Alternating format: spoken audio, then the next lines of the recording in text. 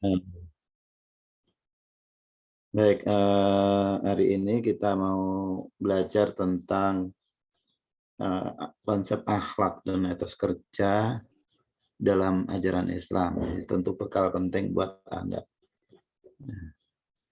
Ada etos kerja, ada ukuran perilaku, tapi bagaimana dengan Islam?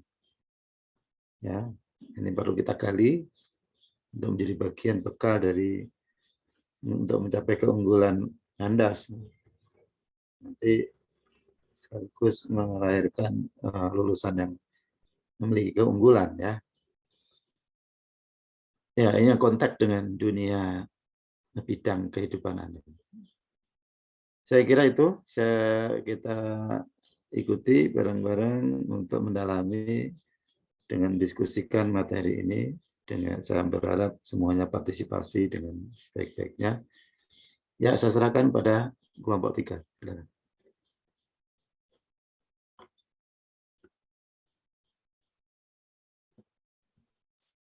Kelompok 3 kemarin sudah Ini saya, presentasi.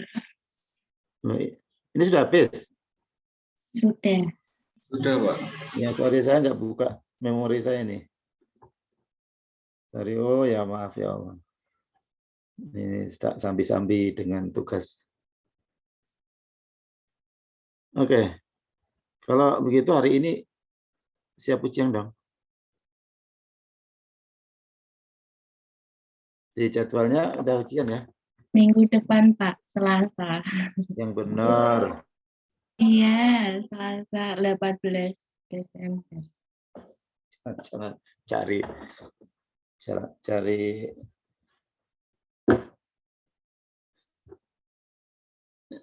ya, saya di jadwal kita lihat dulu.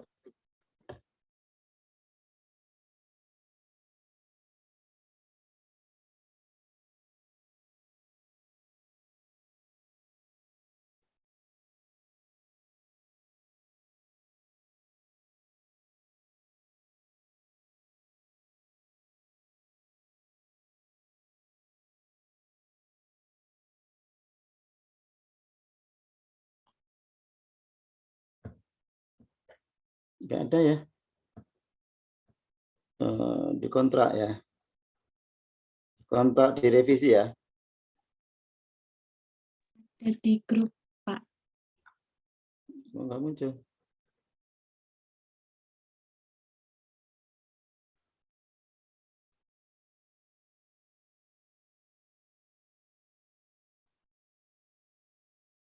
Nah, ini satunya.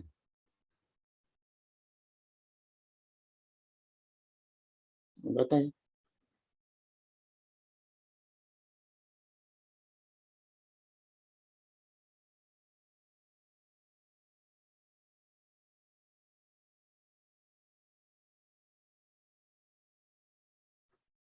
Oh, tanggal 20, tanggal 18, tanggal 25.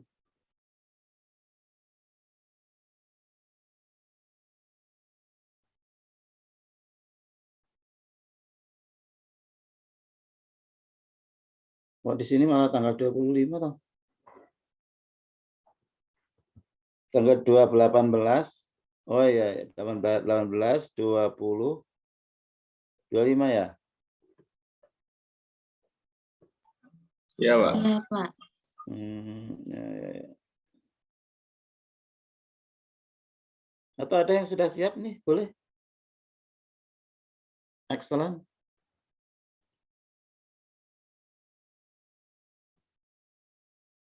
Gimana? Nggak ada?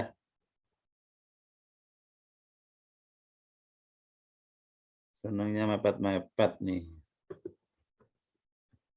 Ya, tapi sudah seringkan jadwal, nggak apa-apa. Jadi,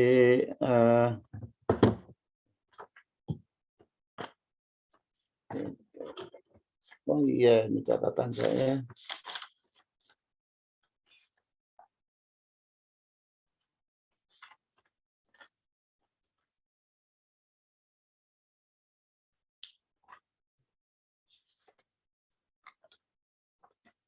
Bisnis Islami.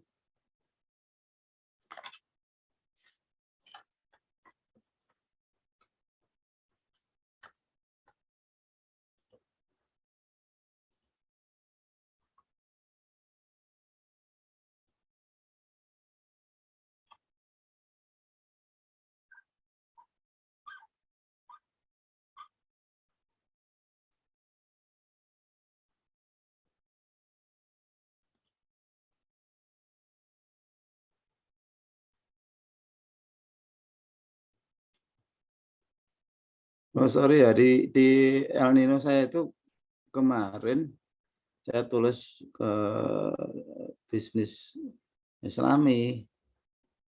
Di hari ini itu saya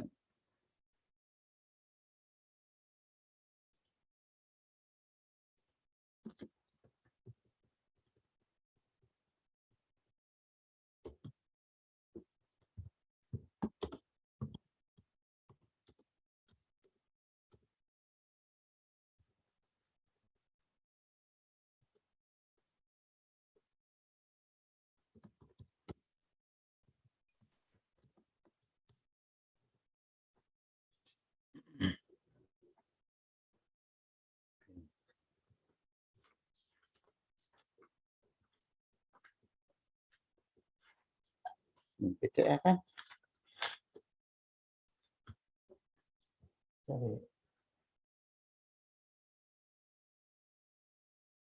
hari Selasa.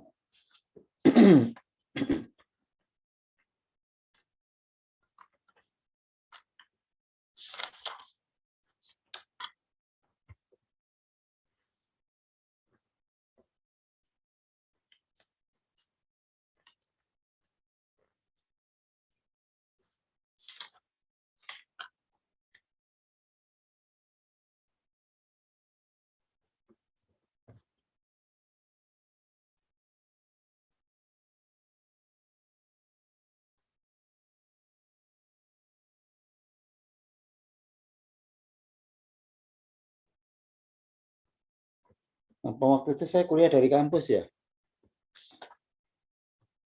Iya, Mbak. Yang kemarin iya Pak, lagi di kampus. Oh, makanya kok nggak ada catatan ini karena buku-buku saya di rumah, nggak catat di rumah.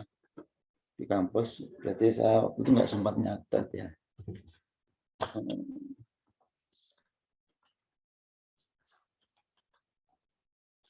Oh, astagfirullah. Ya, ya.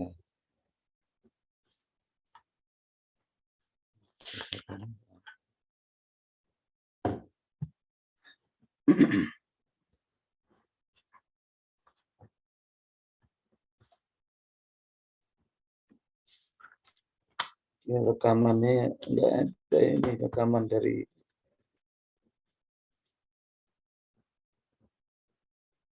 ya ada anu ya dikirim ininya ya sudah ya saya lihat dulu apa notulensinya ya. Iya.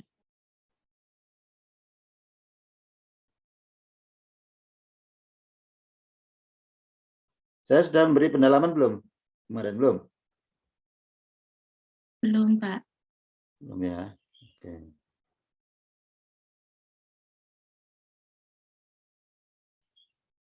Oke.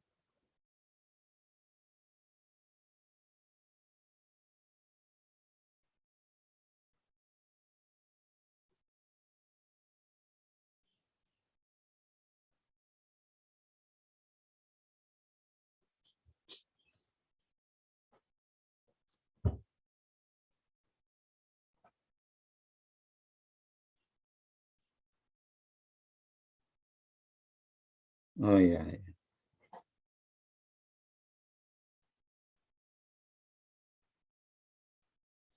Oke, saya akan memberi ini ya pendalaman ya mengenai akhlak dulu nih. Akhlak, kemarin sudah dibahas mengenai akhlak.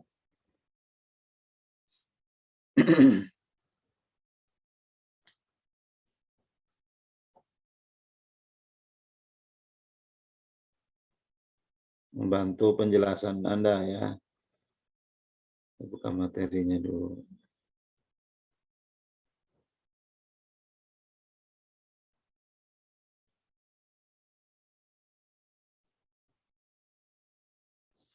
Ini belum dikirim nih materinya. Tolong dikirim di materi di grup. Saya buka di El Nino itu pengaruh juga ke email saya yang di kampus. Jadi kan email yang Anda kirim itu di email kampus. Menurut saya yang pusat datanya di kampus. Ini sering terpengaruh oleh El Nino yang mati-mati itu. Ya, kadang nggak bisa dibuka. Ya, dikirim.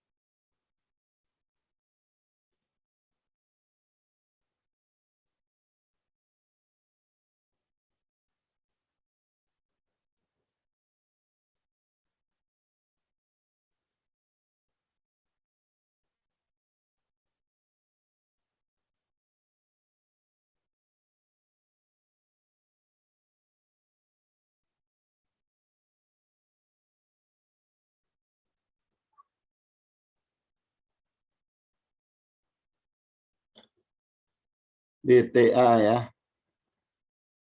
BTA.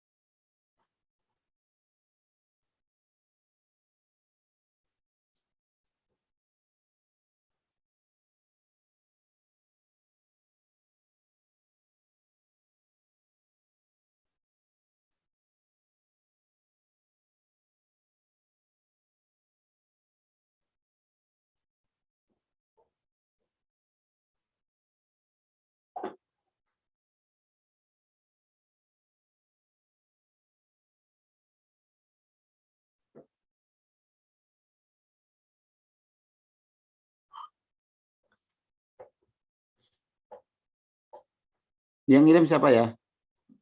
Di email.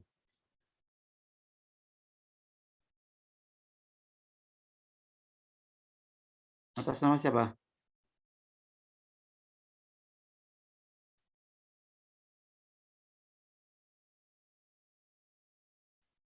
Rifda Ardelia, Pak. Apa? Rifda Ardelia.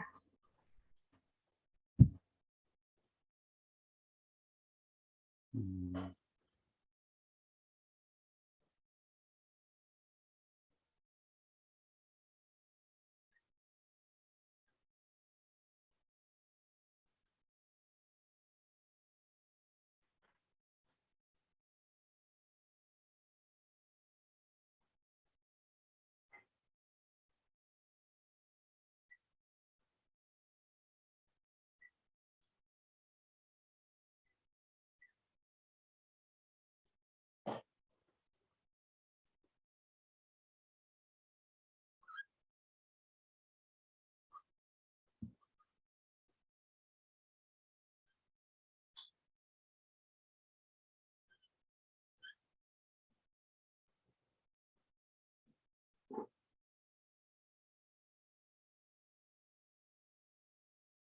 BTP.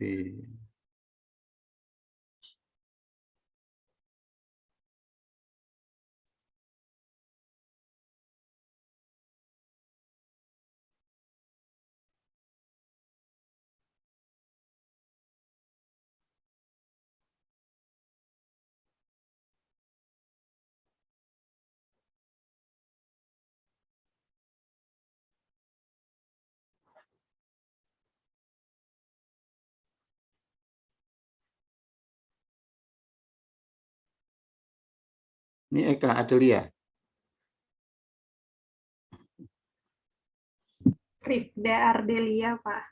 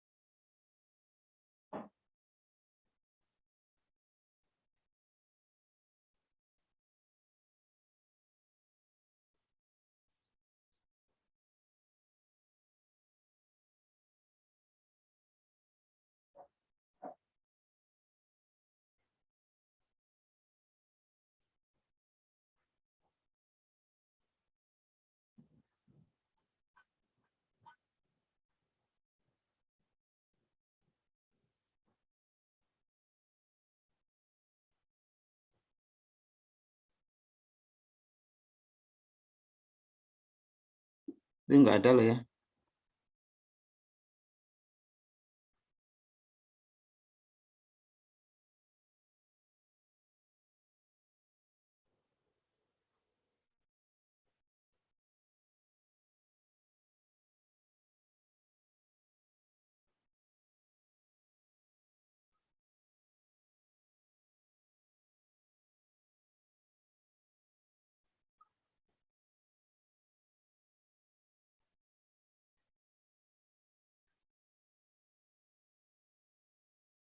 Oke, oke.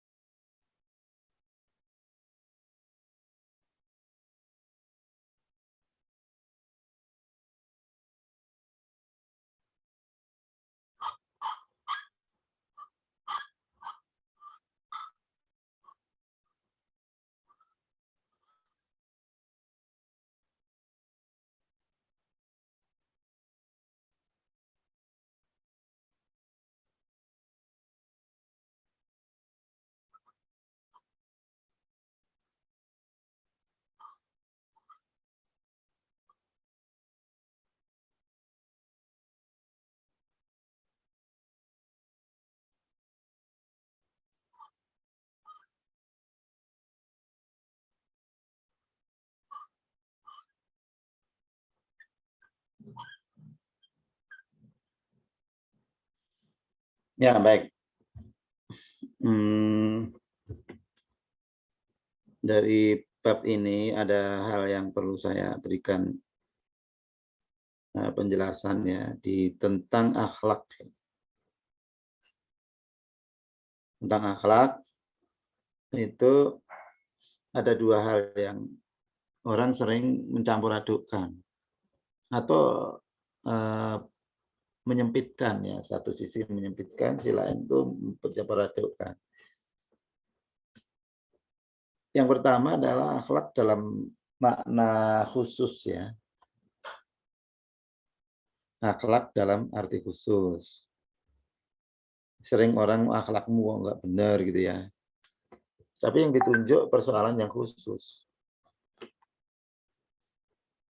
Nah, ini di dalam disiplin ilmu akhlak itu kalau di dalam Islam itu ada tiga pokok ya. Ada tiga pokok di dalam Islam oleh para ulama dibagi dalam tiga. Islam ini dibagi di tiga. Akidah, syariah, akhlak ya. Nah, akhlak ini kalau di dalam struktur ajaran Islam itu diposisikan sebagai buahnya. Kalau pohon itu buahnya ya. Nah, syariah itu batang cabang rantingnya. Terus akidah itu akarnya. Nah, pemaknaan akhlak di sini sebagai akhlak dalam arti ada dua ya, ada dua makna di situ, ada dua pengertian. Ya. Arti khusus, arti dalam arti sempit, akhlak itu perilaku perbuatan. Yang perbuatan itu didefinisikan sebagai perbuatan yang mudah dilakukan tanpa memerlukan pertimbangan pikiran yang panjang sebagai ungkapan jiwa, sebagai dorongan jiwa. Atau kalau dibalik, perbuatan yang merupakan hasil dorongan jiwa yang dilakukan dengan mudah tanpa memerlukan pertimbangan yang panjang, pertimbangan pikiran yang panjang. Ini arti khusus. Itu perbuatan yang didorong merupakan yang hasil dorongan jiwa yang dilakukan dengan mudah tanpa memerlukan pertimbangan pikiran yang panjang. Itu akhlak dalam arti khusus. Misalnya kalau kita mau lihat akhlak itu begini, Anda jalan lalu tanpa Anda sadari ada benang layang-layang yang ya nyangkut persis di wajah Anda. Benang layang-layang yang nyangkut. Nah, spontan apa yang kamu lakukan itu? Itu akhlak. Nah, apa yang kamu lakukan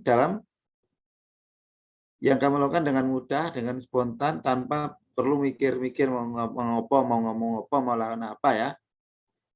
Nah, itulah akhlak. Ya, itu yang didefinisikan oleh Dr. Muhammad Amin dalam bukunya Akhlak oleh Imam Ghazali. Itu akhlak itu seperti itu. Anda naik motor lalu kemudian tiba-tiba ban meletus. Ucapan apa yang muncul? Itu akhlak. Anda jalan di rumah, tahu-tahu kaki nyangkut kaki meja. Apa yang kamu ucapkan? Nah, itu kamu akan tahu itu akhlakmu.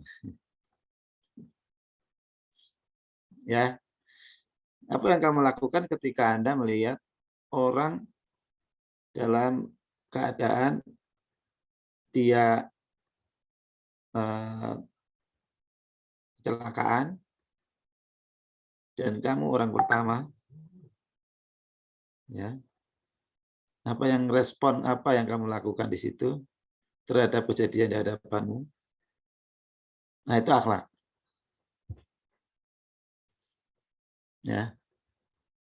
Atau Anda diserempet mobil Anda, terus apa yang kamu lakukan? Ucapan, tindakan, itu akhlak. Nah, perbuatan yang Anda lakukan itu adalah hasil ungkapan jiwa. Sesungguhnya itu produk dari ungkapan jiwa yang dibentuk dalam proses yang lama. Nah, jiwa itu dalam diri manusia itu ada dua jiwa. Fahadainahu najdain. Ya.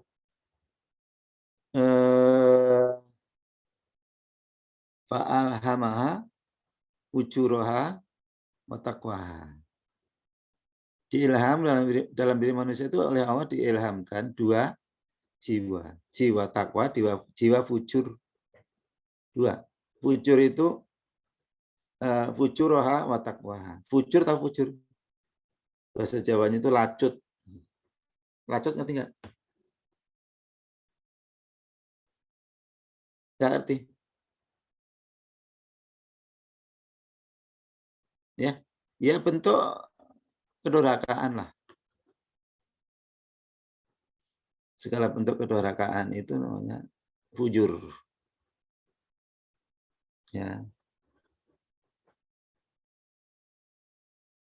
Iyyakum wal kadhiba fa innal kadhiba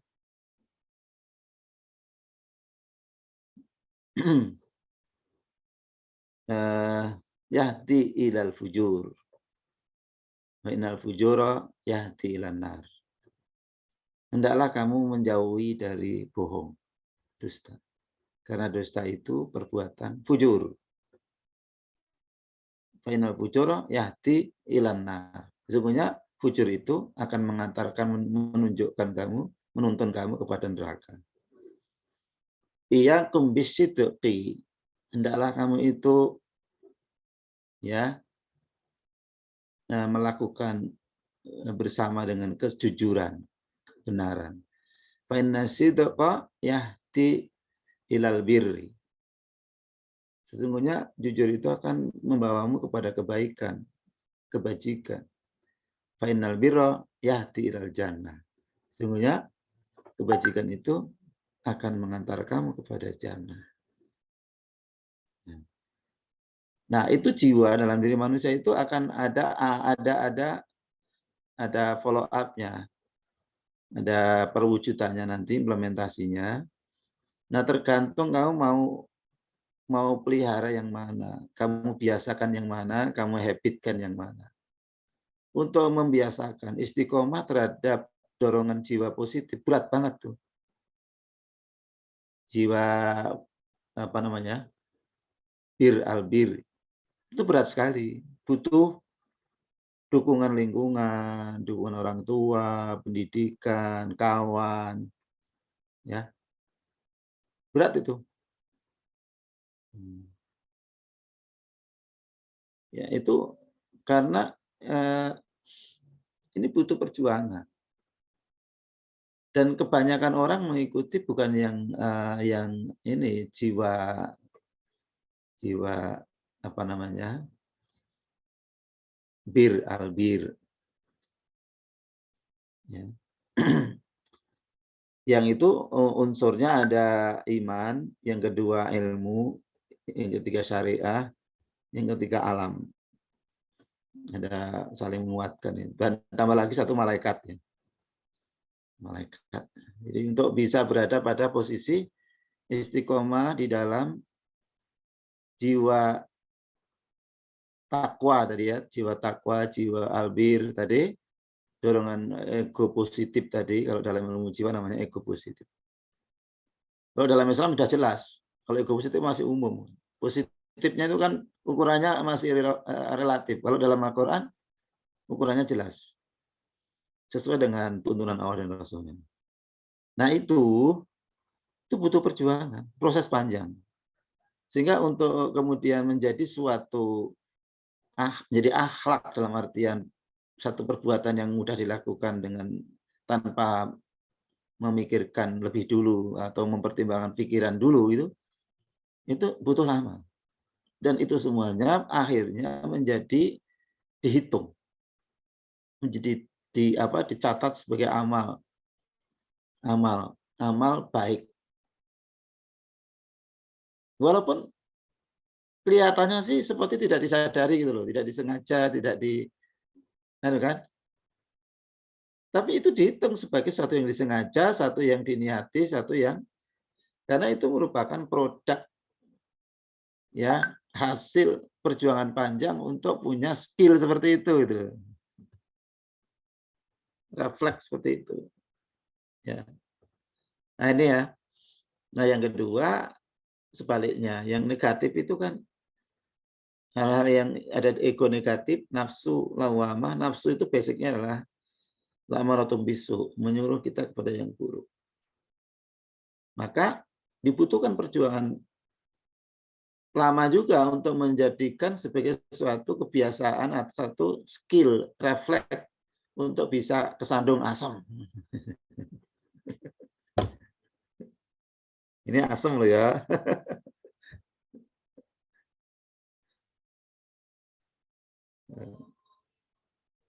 Sandung kena kaki meja kadal misalnya. Itu butuh, nggak bisa loh itu kalau nggak dilatih lama. Nah, proses untuk menuju ke situ itu dihitung sebagai satu kesatuan dari sebuah amal. Makanya kalau Anda sudah punya kebiasaan buruk, wah, itu Anda gampang banget itu mengumpulkan ya investasi. Sebaliknya untuk berbuat baik itu Anda panen kebaikan itu dengan sangat mudah kalau Anda telah istiqomah untuk membiasakan atau untuk berada pada posisi albir tadi. Juga butuh kawan, butuh tadi kan tadi kemarin apa itu? Ada butuh orang soleh gitu ya. Salah satunya berkumpul dengan orang soleh. Anda sudah mendapatkan ya, Anda sudah melakukan ini, kumpul dengan soleh ya.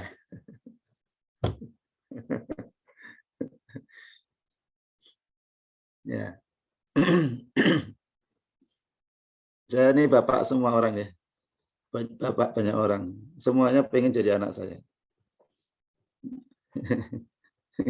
Jadi anak soleh. Ya, jadi saya juga bertanya, kadang-kadang orang dibilang anak soleh. Dari mana? Saya jadi anak saya gitu ya. Ya itu doa.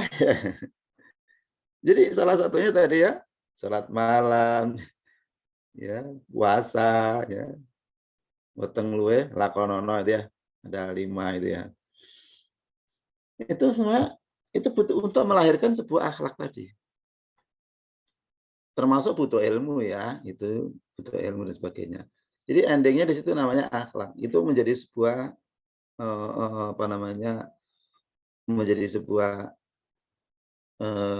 indikator akhlak. Itulah oleh para ulama, itulah perbuatan yang dilakukan dengan mudah itu.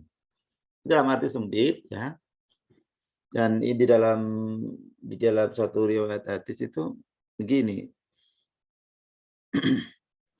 Ya di sana ada nanti ada Ibni Adam, pada setiap anak Adam itu lammatani.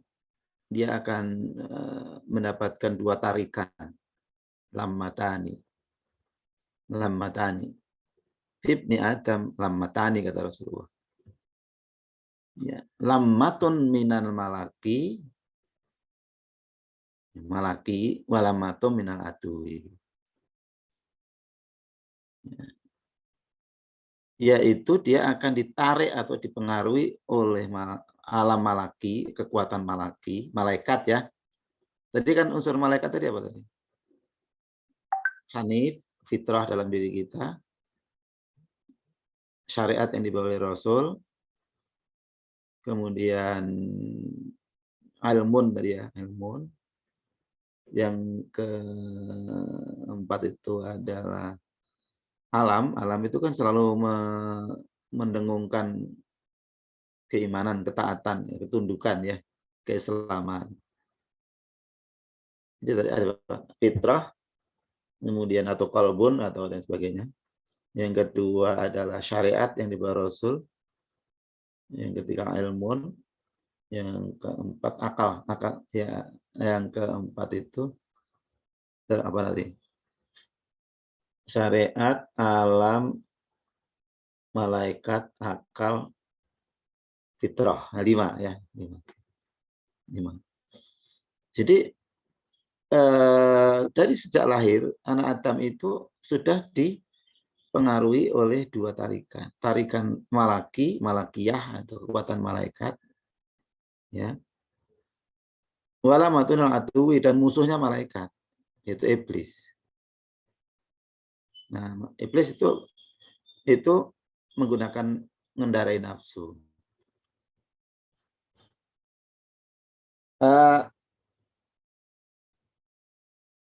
Lamatul malaki, tanda-tanda orang itu berada pada pengaruh malaikat, pada pengaruh tren ke akhlak mahmudah. Itu tanda-tandanya adalah ada 3.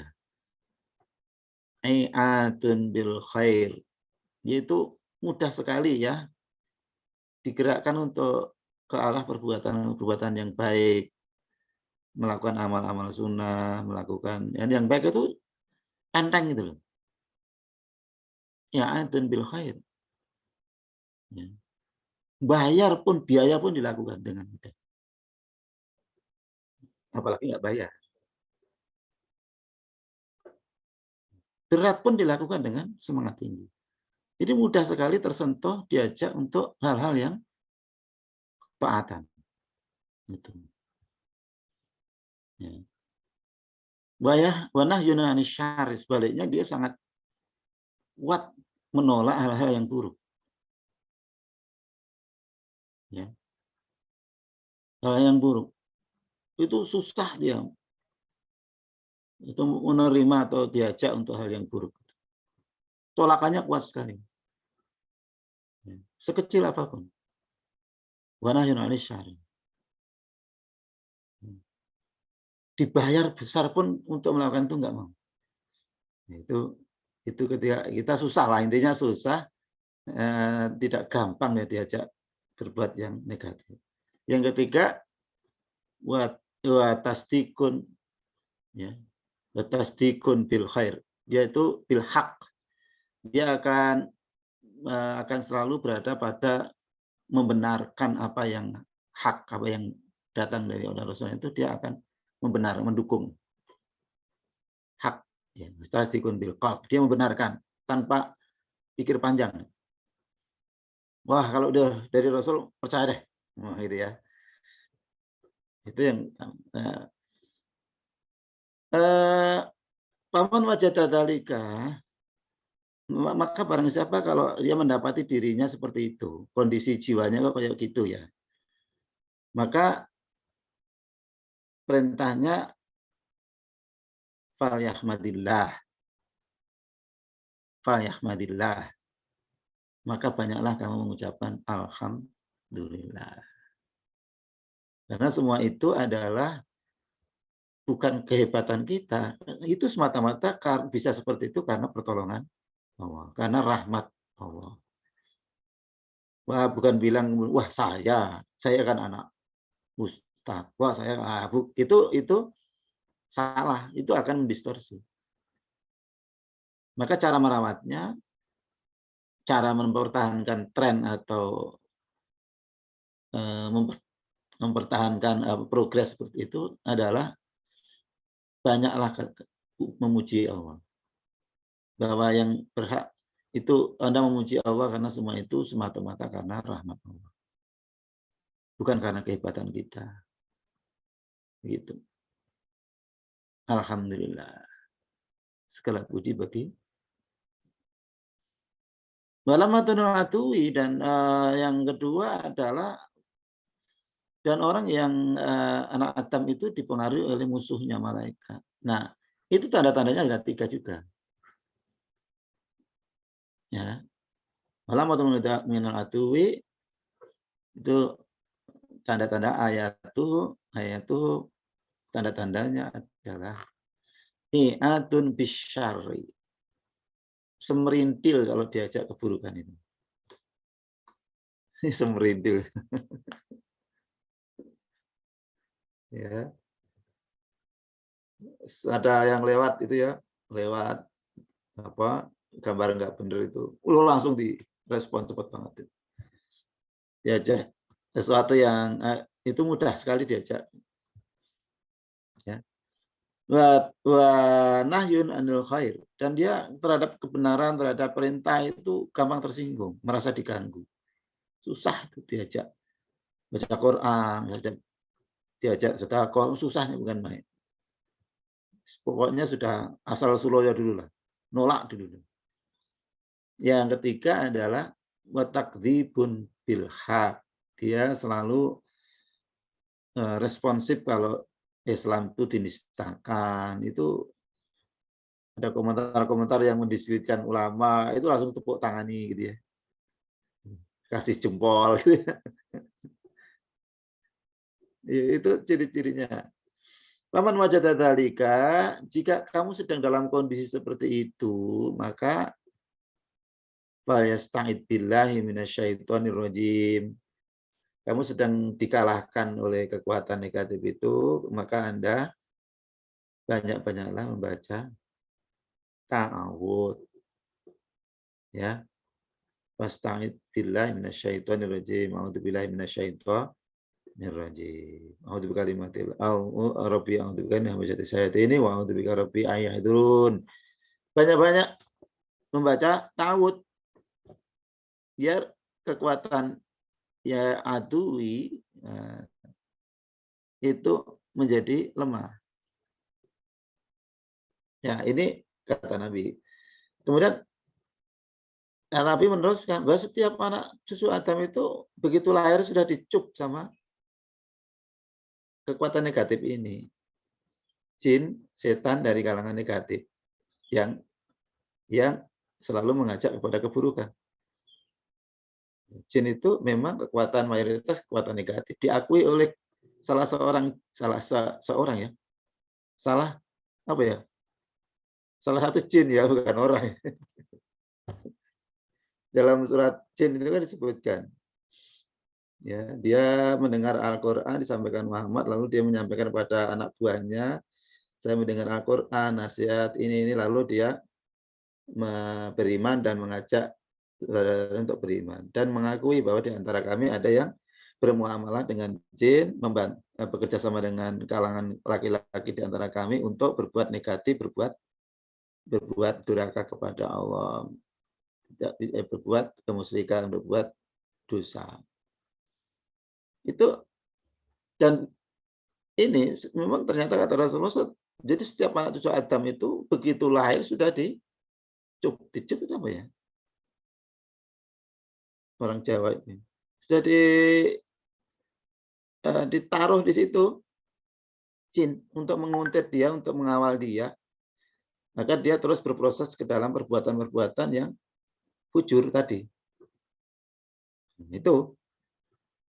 Jadi kalau para sahabat kemudian bertanya, apakah juga termasuk engkau wahai Tuhan, wahai Rasulullah? Iya, saya termasuk iya. Jadi Rasulullah pun begitu lahir sudah disiapkan ya penggodanya dari kalangan jin ini. Yang orang menyebut kemudian jin korin itu ya. Jin korin. Yang ikuti kemana aja untuk mencari kesempatan agar bisa membuat Anda itu menjadi fujur. No, tapi kata Rasulullah, jin yang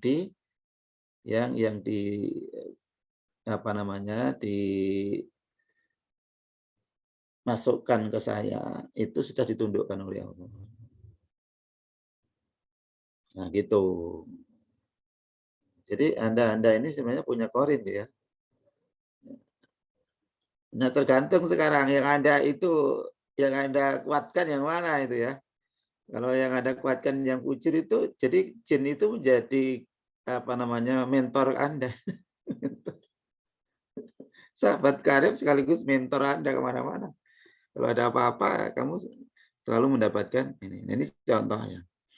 Ya, nah gitu. Ini berkaitan dengan akhlak dalam arti yang sempit. Ya, menjadi akhirnya Anda punya kebiasaan atau habit yang disebut dengan akhlak yang bisa Anda lakukan dengan mudah. Nah, makanya dari itu nanti buahnya ada perbuatan tercela dan perbuatan ya mulia. Mulia itu karimah, akhlakul karimah. Yang satu akhlakul madmumah atau karimah atau mahmudah. Ya. Atau madmumah atau kalimah akhlak sayyi'ah atau yang buruk. Ya. Ini akhlak dalam arti sempit. Jadi perbuatan. Nah, kalau akhlak dalam arti umum, luas, itu akhlak yang melekat, yang menyertai ya setiap syariah, setiap perintah syariah itu. Jadi di sana ada akhlak dalam konteks hubungan dengan Allah, dengan sesama makhluk, dengan sama manusia dan sama makhluk. Nah, ada 3 dimensi itu telah melekat pada setiap pengamalan syariah. Maka setiap cabang-cabang syariah, ranting-ranting syariah itu adalah akhlak Islam, akhlak Islami yang kalau orang melaksanakan itu dia berakhlak Islami. Nah, sebagaimana ditanyakan oleh Aisyah radhiyallahu anha ketika berkaitan dengan turunnya surat dalam surat Al-Qalam itu wa innaka la'ala khuluqin adzim. Sesungguhnya di dalam diri Muhammad itu ada akhlak yang agung. Lalu para sahabat penasaran itu, seperti apa sih gambaran keagungan Rasulullah, akhlaknya Rasulullah itu seperti apa gitu. Tanya kepada istri Nabi yang paling tahu tentang Nabi. Paling lama bersama Nabi, yaitu Aisyah radhiyallahu anha. Seperti apa wahai Aisyah akhlak Rasulullah itu? Nah, Aisyah menjawab dengan singkat. Ma khuluquhu ya Aisyah? Jawabnya khuluquhul Quran. Akhlaknya Rasulullah itu adalah Al-Quran. Dan Al-Quran itu adalah implementasi dari syariat Islam. Maka dalam arti umum, dalam arti luas, akhlak itu ya syariat. Syariat Islam. Pelaksanaan dari syariat Islam. Maka ada akhlak politik, akhlak hukum, akhlak ekonomi, akhlak muamalah bisnis, ya, akhlak apa semua apa syariat yang ada itu adalah perwujudan dari akhlak ya Islam, dan orang yang menjalankannya dia sebagai seorang Muslim yang berakhlak Islami. Begitu dalam dua arti. Nah, kemudian kok ada istilah yang kemudian dinisbatkan atau dikaitkan dengan akhlak, misalnya etika Islami, ada moral Islami, ada etiket Islami, ya. Sering itu digantikan untuk menggantikan akhlak. Nah, sebenarnya itu membutuhkan penjelasan lagi kalau menggunakan istilah lain. Ya. Istilah lain karena etika itu kalau melihat dari pengertian aslinya itu sumbernya adalah filosofi atau standar nilai-nilai yang berlaku di masyarakat, dan masyarakat itu kan beda-beda. Ya. Masing-masing punya ukuran. Misalnya ukuran baiknya orang Solo dengan orang Padang beda loh. Baiknya ngomongnya, sopannya orang Sumatera dan orang Jawa beda loh. Itu ukurannya nilai yang berlaku di masyarakat. Nah, itu beda ukurannya. Orang Jawa yang nyebut kepala harus lihat levelnya ya. Orang tua ya mustoko. Ya, kalau orang yang sedang sebaya kita ya sirahmu ya. Ya. Sama teman ngomong gundulmu itu kan ya. Itu buruk terus, apalagi ndasmu. Lebih buruk lagi. Apalagi Anda menunjuk ke orang tuamu, bapak, ndasmu. Oh, itu buruk banget. Ya. Hati-hati ini. Siapa yang nggak bisa bahasa Jawa? Relatif itu. Ya orang Sumatera apa berarti nggak sopan? Ya sopan menurut mereka, punya ukuran sopan sendiri. Ya, mulia itu kalau ukurannya etika atau moral itu beda-beda. Mulianya orang masyarakat tertentu beda. Tapi kalau akhlak itu universal untuk semua bangsa, semua orang gitu. Itu ya. Dan basicnya iman, akhlak itu, akhlak Islami ya. Ya, dalam arti luas ya, ya. Kalau dalam arti sempit ada dua basicnya, nafsu dan keimanan. Nah, nafsu dan potensi-potensi jiwa positif, jiwa keimanan. Nah itu, ya jadi beda-beda tuh. Jadi sebenarnya penggunaan menggantikan akhlak dengan etika, dengan etiket itu enggak pas. Orang Islam cukup akhlak Islam. Itu saya kira sudah melampaui semuanya, sudah.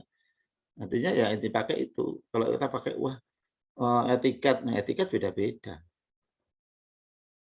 Ya, begitu ya. Jadi kalaupun mau memakai etika Islam ya harusnya dijelaskan. Etika Islam itu bagaimana? Islam penggunaan istilah karena penggunaan istilah itu beda istilah beda makna. Gitu. Ini yang perlu saya tekankan tentang masalah akhlak. Di dalam Islam cabang akhlak ini dibahas secara ilmiah, ada satu cabang yang begitu luasnya yang terus berkembang pemahamannya, pendekatannya dikaitkan dengan berbagai bentuk-bentuk ya bagaimana untuk membangun kemuliaan akhlak, ya kemuliaan akhlak, kesucian hati. Seterusnya itu luar biasa itu sudah sampai melahirkan harus ada beberapa fakultas dan prodi-prodi tentang masalah akhlak ini dalam Islam namanya tasawuf. Ada profesor yang disertasinya itu karena membahas tentang akhlak, ahli di bidang akhlak gitu ya. Nah ini mengenai akhlak. Nah kalau kemudian etos kerja. Etos kerja itu intinya kan bicara tentang bagaimana orang itu melakukan suatu perbuatan pekerjaan untuk tujuan hidupnya gitu kan. Bagaimana kualitas kerja, bagaimana etosnya itu ya standar nilai-nilainya. Ya sebenarnya etos nilai-nilai dasar-dasar nilai-nilai yang dipakai di dalam bekerja itu apa? Ya gimana sudah dibahas juga lebih banyak ya. Tapi yang jelas kalau kita mau mengukur, mencari role model, ya etos kerja itu ya apa yang dilakukan oleh Nabi. Paling tidak secara global tuh ya bekerja itu memenuhi akhlak Nabi, apa? Sifat Nabi, apa? Sidik, amanah, tablek, fatona itu basic ya. Basic. Lalu rincian-rinciannya nanti seperti yang disampaikan teman-teman itu, ya. Kalau dikaitkan dengan dunia kerja, ya etos kerja itu kalau dalam Islam kerja beda dengan kerja menurut pengertian Barat ya. Kerja menurut pengertian Barat itu ya apa yang dilakukan untuk mendapatkan uang. Nilai kerja ya nilai keuangan. Ya, tapi kalau Islam kerja itu amal. Ya, di dalam Islam itu istilahnya amal. Amal itu luas, tidak harus dalam konteks mencari duit. Amal, ya. Amil itu orangnya. Amil zakat berarti orang yang ya mengurus persoalan zakat. Tapi amil itu orang yang beramal. Dalam Islam konsepnya amal. Jadi Anda ini sudah beramal dalam konteks Islam. Anda sudah bekerja dalam arti amal ya. Karena apapun yang kita lakukan itu adalah amal. Dan itulah kerja. Jadi tidak ada sendiri pengertian kerja itu berkaitan dengan uang. Enggak, semua yang berkaitan dengan keuntungan dan keuntungan itu ada dua dimensi, keuntungan materi dan non materi. Tapi diutamakan dalam Islam keuntungan non materi. Jadi kalau manusia itu orang beramal, itu yang kamu cari apa? Ya. Kalau dalam Islam beramal itu ya luas tuh. Mencari ilmu itu beramal loh. Kalau dalam pemahaman Barat Anda belum bekerja ya. Semua yang kita lakukan ini amal. Semua yang kita lakukan adalah kerja.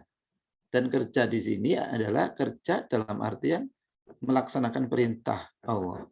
Perintah yang memberi kerja. Allah memberi kerja kita dalam bentuk 24 jam. Jadi prestasinya dilihat tidak hanya yang mendapatkan uang. Gitu loh. Jadi jam kerja kita berapa? Karena jam amal kita itu berapa? Ya selama kita melek. Nah, itu jam amal itu, jam kerja. Ya ada yang dimensinya untuk mal ya, ada yang dimensinya untuk ghairul mal. Ada yang sifatnya jasa. Jasa itu ya jasa dan tidak dibayar gitu. Jadi keuntungan itu semua orang itu rugi kecuali mereka yang beriman dan beramal soleh. Semua orang itu rugi kecuali yang beriman dan beramal soleh. Ini bisnisnya. Bisnisnya orang beriman, amalnya orang beriman itu dimensi ya amal. Dimensi amal. Jadi tidak harus nunggu lulus.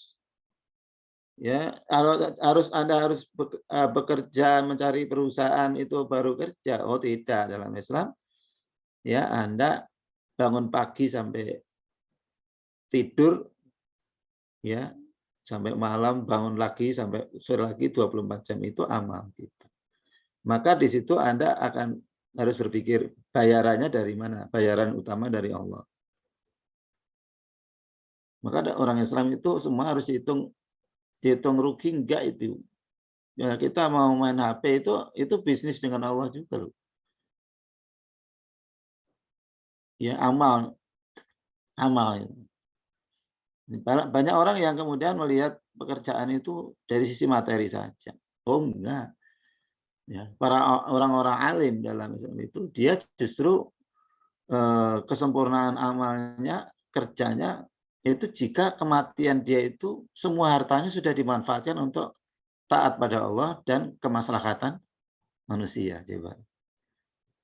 Orang yang paling sempurna hidupnya itu kerja amalnya paling tinggi ya Rasulullah. Rasulullah itu aktivitasnya begitu banyak ya.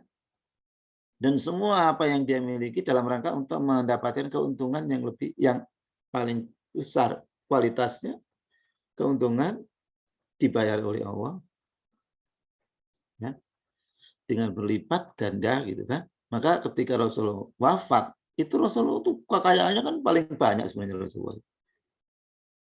Keuntungan kalau mau Rasulullah ambil untuk kepentingan keluarga itu paling kaya di antara semua sahabat itu. Loh kok bisa? Loh itu kok terjadi perang berkali-kali itu kan salah satunya itu adalah rampasan perang itu hak Rasulullah 1/5.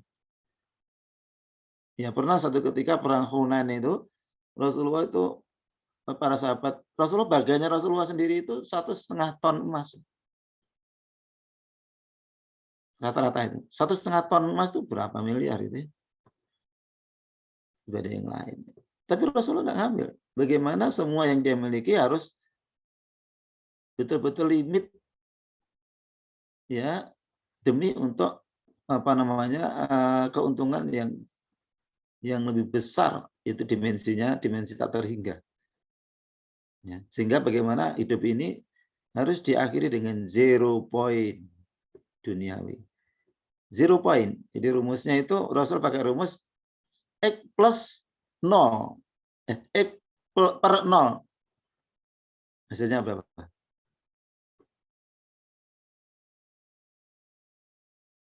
X per 0. Kita bekerja semaksimal mungkin demi produktivitas yang sebesar-besarnya, tapi harus bernilai ibadah. Ibadah kita makin tinggi kalau manfaatnya lebih tinggi bagi orang lain. Ya. Itu prinsip Rasulullah. Jadi X per 0. X per 0. Dan sahabat-sahabat itu berdagang sampai sekuat tenaga dan semua hasil dagangnya itu di perjuangan agar diterima oleh Allah SWT semuanya sebagai amal. Sampai-sampai Umar bin Khattab itu sama Abu Bakar sama Utsman itu saking sering saling iri ya, saling irinya begini. Irinya begini, Umar bin Khattab dan Abu Bakar itu kan orang-orang kaya, pedagang sukses semua. Ya, satu ketika itu Abu Bakar itu menyerahkan semua sekian banyak hartanya untuk membiayai perang. Umar bin Khattab datang, dia dikritik loh. Abu Bakar, memang kamu itu bagaimana? Memang keluarga kamu nggak punya hak, ya? Kok kamu berikan semuanya untuk itu? Bagaimana itu? Kamu dolim pada keluargamu. Karena semua hartamu kamu berikan untuk itu. Nah, jawabannya Abu Bakar gimana? Senyum aja. Senyum-senyum aja. Dengan kata singkat, bukankah kamu lebih parah dari aku? Bahkan baju aja hanya 2, 1, 2 gitu kan. Nggak mikir demi untuk membiayai, biar dibelanjakan untuk keuntungan yang maksimal. Coba. Kalau Osman itu dibagi 3 itu. Ya, asetnya itu kalau sekarang dihitung itu lebih dari 13 triliun ya. Waktu itu ya. Lebih lah sekarang kalau kurs rupiahnya sekarang kan ya. Wah itu ternyata dia bagi 3. 1 untuk biaya dakwah, sepertiganya. Sepertiga untuk modal. Dan modal itu untuk memodali orang-orang yang pengen modal. Dibantu modal. Yang ketiga untuk cadangan modal, backup modal, terus bagiannya juga hanya untuk keluarga itu hanya seberapanya itu dari sepertiga itu diambil untuk keluarganya makan 3 hari. Makan 3 hari. Nggak ada investasi sampai setahun, enggak. Para sahabat ini rata-rata ya investasi untuk 3 hari makan. Waduh kekayaannya luar biasa, agar tidak ada kekayaan yang tidak termanfaatkan untuk investasi yang paling menguntungkan bagi kehidupannya. Ya itu begitu. Ya. 0 point ya, 0 point. 0 point ya di dalam setiap amal kita, kerja kita, aktivitas kita harus kosong dari motif-motif duniawi. Ya. Sehingga kita optimal. Hasilnya apa? X per 0 hasilnya sama dengan X per 0. Tak terhingga, Pak. Tak terhingga. Tak terhingga unlimited ya. Unlimited. Nah, orang yang memaknai kerja sebagai ibadah, pengabdian, dan untuk itu, maka dia akan berupaya untuk menjadikan setiap karya yang dia keluarkan, keringat yang dia keluarkan, ya, jerih payah yang dilakukan harus berujung kepada keuntungan unlimited tadi ya. Unlimited ya, yang memberikan balasan unlimited itu hanya Allah saja. Manusia itu nggak bisa memberi balasan unlimited, limited, bahkan malah balasannya bisa dia minta balasan lebih besar daripada apa yang kita dapatkan, apa yang kita berikan. Dia memberi tapi ingin mendapatkan keuntungan yang lebih besar dari yang dia miliki gitu ya. Apalagi kalau mengikuti barat itu, misalnya mengikuti Galilei apa itu? Adam Smith ya, yang dipakai untuk prinsip bisnis. Carilah keuntungan sebesar-besarnya dengan modal sekecil-kecilnya gitu. Nggak peduli orang lain menderita, rugi, nggak peduli. Itu Adam Smith ya. Adam Smith itu ya. Naudzubillah min dzalik gitu. Yang punya etos kerja seperti Adam Smith ya. Matra dan bahkan jahat gitu ya, pengennya ya. Ke barat itu masih hanya sampai pada batas terbaiknya begini. Selagi orang itu masih memungkinkan memberi keuntungan pada Anda, maka perlakukan baik dia. Gitu kan?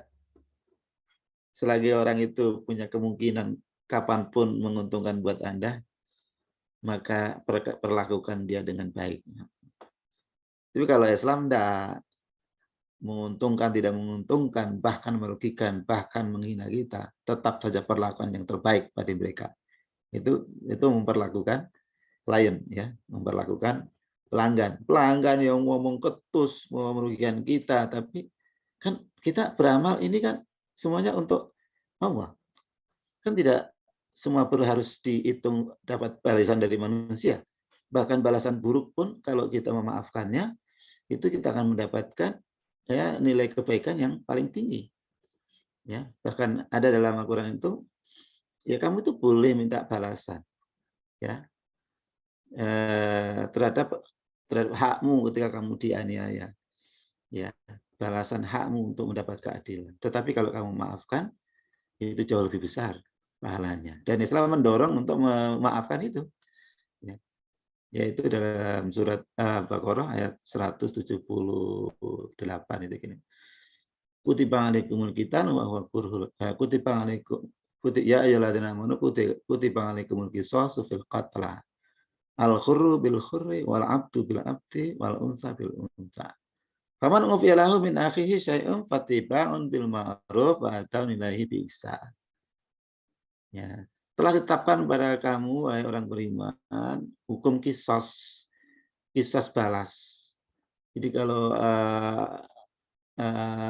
laki-laki yang merdeka dengan perempuan merdeka, al-khurru bil khurri wal 'abdu bil 'abdi, hamba dengan hamba saya, ya.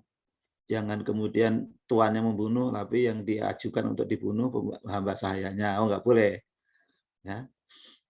Atau sebaliknya. Enggak mungkin tapi itu. Al-khurru bil khurri wal 'abdu bil 'abdi wal unsa bil unsa, perempuan dan perempuan. Faman ufiya lahu min akhi, barang siapa yang memaafkan saudaranya, ya, dia tidak menuntut balas bunuh, balas kisos, dia memaafkan, sudahlah aku maafkan, saya tidak menuntut balas pada mereka yang membunuh keluargaku, kami maafkan. Nah, itu kalau itu kamu lakukan, itu adalah level iman tertinggi.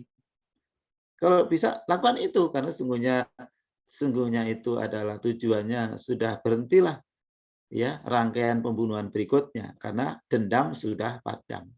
Kamu bisa memadamkan dendam dalam dirimu untuk tidak membunuh orang yang membunuh saudaramu, itu imannya akan diberikan pahala besar, walaupun syariat kemudian menghadiahi dia dengan bisa digantikan dengan apa, dibayar, ya, diganti dengan harga nyawa. Dan harga nyawa itu 100 ekor unta. Ya. Tapi jangan kemudian Anda menjadikan kematian saudara malah diperdagangkan. Ya, enggak bunuh tapi aku pengen dapat uang banyak, tawar-menawar. Wah, 5 miliar dong. Oh, nyawa kok gitu. Nah, kalau itu sudah enggak dapat kebaikan apa-apa, malah dapat untung dunia tapi dia mendapatkan celaan, mendapatkan hinaan atau celaan, dicela oleh penghuni ars, para malaikat dan sebagainya. Orang-orang semuanya mencelanya.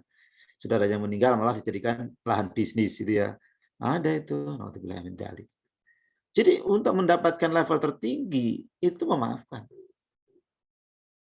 Ya, walaupun kemudian syariat memberikan hadiah atas kemuliaan akhlakmu memaafkan yang membunuh itu, kemudian dia mendapatkan haknya, ya, 100 ekor unta. Lebih hebat lagi, dia tidak mengambilnya. Ya, tapi dikasih hadiah 100 ekor unta, masa belum halalan thayyiban loh. Buah dari keikhlasan dapat hadiah. Nah, 1 ekor unta itu sekarang berapa? 30 juta misalnya. Ya, berapa itu? Ya 3 miliar toh? Ya, 3 miliar. Ya, begitu. Tapi bukan untuk itu. Dia ikhlas memaafkan saudaranya. Ini contoh orang yang memiliki etos amal kerja yang tadi, bahwa amal itu ibadah dan orientasinya keuntungan akhirat ridho Allah. Tetapi kemudian dunianya dia akan mendapatkan hadiahnya. Jadi orang yang ikhlas itu bukan berarti nggak mau harta ya, diberi harta ya. Ya, maka amal-amal yang paling tinggi berkahnya itu diantaranya adalah amal yang paling mulia, menyertai rezekinya. Misalnya perbuatan paling mulia di dalam ketaatan kepada Allah itu apa ya? Jihad fisabilillah, mengangkat senjata melawan orang kafir. Ketika orang kafir mengagresi, melawan menyerang agamanya. Itu jihad, itu berat itu kan? Ya. Nah, kemudian kok dia nggak mati, nggak syahid. Dia menang dan mendapatkan rampasan perang yang berlimpah itu. Wah, kemudian dia mendapatkan bagian rampasan perang itu. Nah, ghanimah ini adalah rezeki paling tinggi keberkahannya. Karena mengikuti amal yang paling tinggi. Ya. Ya, tapi sekarang nggak ada ya. Nggak usah nyari-nyari tempat perang ya. Nggak ada. Ya, tapi niatnya bukan untuk cari ghanimah gitu loh. Kemudian yang kedua adalah mengajarkan Quran. Khairukum man ta'allama al-Quran wa 'allamahu. Orang yang paling baik di antara kalian itu setelah perang jalan Allah ya, itu adalah mengajarkan Quran, belajar Quran dan mengajarkannya. Tidak hanya membaca loh ya, sampai menafsirkannya sampai itu ya, itu orang ya. Nah, ketika Anda mengajarkan Quran, Al-Quran dan memahamkan dengan Al-Quran orang, lalu Anda nggak niat untuk cari dibayar, nggak niat dibayar. Lalu kemudian ada orang yang memberikan bayaran atau pemerintah memberikan bayaran, lalu Amri memberikan bayaran sebagai rasa terima kasih, apresiasi. Nah ini bayarannya ini berkah nomor 2. Berkah nomor 2. Ya, karena mengikuti amalan yang tinggi nilainya. Nah, kemudian seterusnya itu ada salah satu keberkahannya adalah tinggi juga itu. Orang yang Muslim yang taat, yang kemudian dia membuat sesuatu atau karya atau produk, ya lalu dijual. Nah, rezekinya ini barokahnya tinggi nih. Anda punya produk dijual, udah pokoknya gitu aja. Buat keranjang jual gitu ya, buat software jual gitu ya. Nggak melibatkan pihak-pihak lain. Sehingga tidak ada kemungkinan Anda bersekongkol atau terkait dengan hal-hal yang tidak halal dengan yang lain. Itu tinggi itu. Nah, pegawai negeri itu ternyata nomor 8. Kayak negeri semacam saya itu tingkat keberkahannya itu ternyata urutan nomor 8. Ya termasuk bisnis dagang itu juga tinggi. Asalkan mengikuti etos kerja ya Islam ya itu tinggi, jujur. Tinggi. Ya, saya kira ini ya profesi-profesi yang di situ itu ada efek hadiah duniawinya yang tingkat keberkahannya tinggi itu mengikuti amalan yang mulia. Begitu. Saya kira ini pendalaman dari saya, mudah-mudahan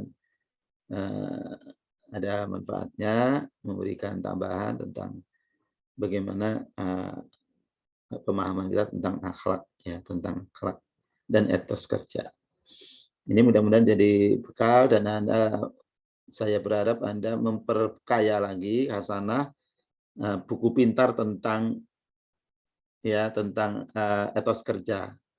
Etos kerja Islami, yang kedua tadi kemarin bisnis Islami, itu menjadi 2 hal yang tidak bisa kita abaikan ya. Bisnis Islami bagian dari etos kerja dan akhlak Islami. Ya, punya handbook untuk itulah. Buku pintar tentang itu wajib, karena Anda hidup Anda akan concern di situ dan akan bekerja di situ, di bagian di situ, di amalia di situ. Ya, maka harus tahu ilmunya, harus punya ilmunya. Cukup sampai di sini? Izin bertanya, Pak. Iya, gimana? Untuk besok ujian lisannya itu berarti video call masing-masing anak atau bagaimana ya, Pak? Ya, nanti itu kan biar sesuai dengan kondisi masing-masing. Yang sudah dibagi itu nanti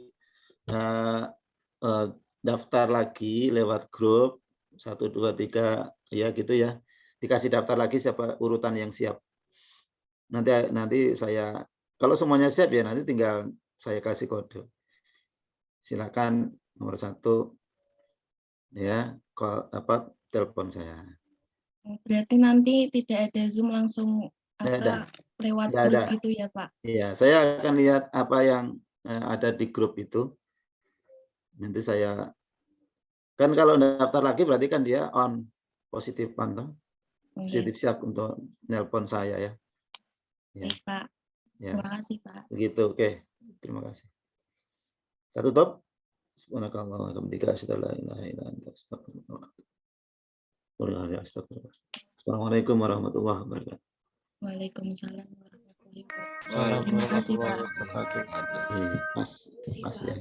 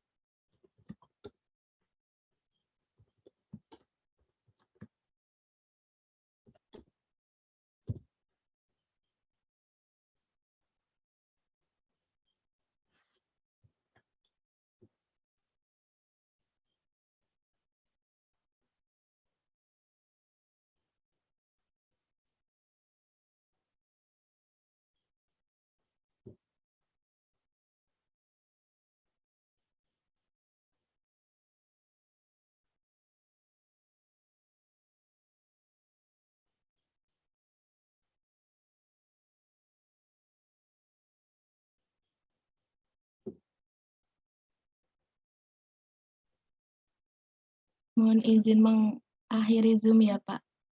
Belum tuh. Oke. Iya. Saya keluar dulu ya. Ya, Sorry, Pak. ini ada telepon dari pondok.